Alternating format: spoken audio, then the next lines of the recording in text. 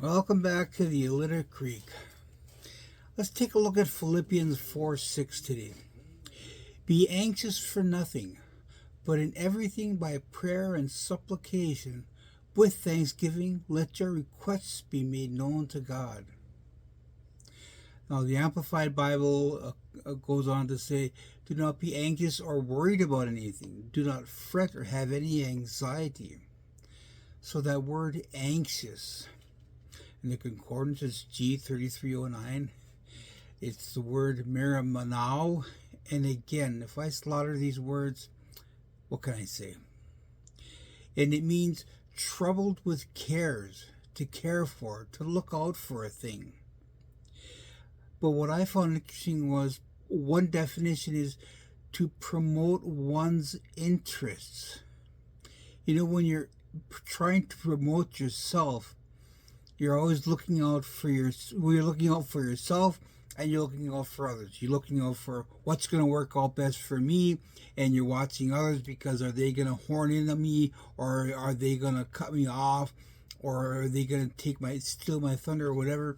So when we try to promote our own interests, we're always looking at the things that are going to benefit us.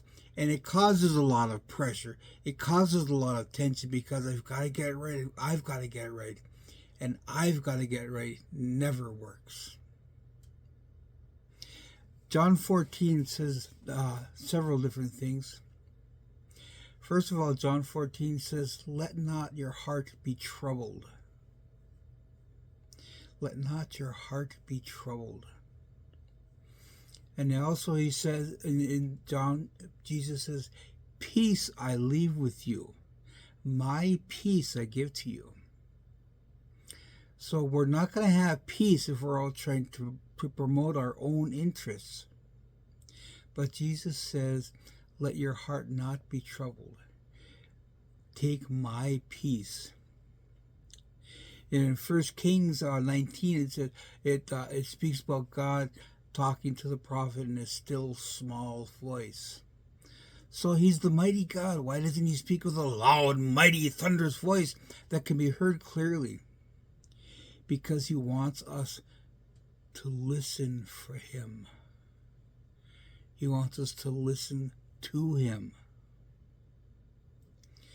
So, beloved, be anxious for nothing. Don't be troubled with cares. Don't be trying to promote your own interests.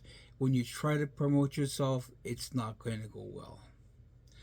So let your heart not be troubled, and listen. Listen for the still small voice of God. Thanks again for coming. We'll talk to you next week.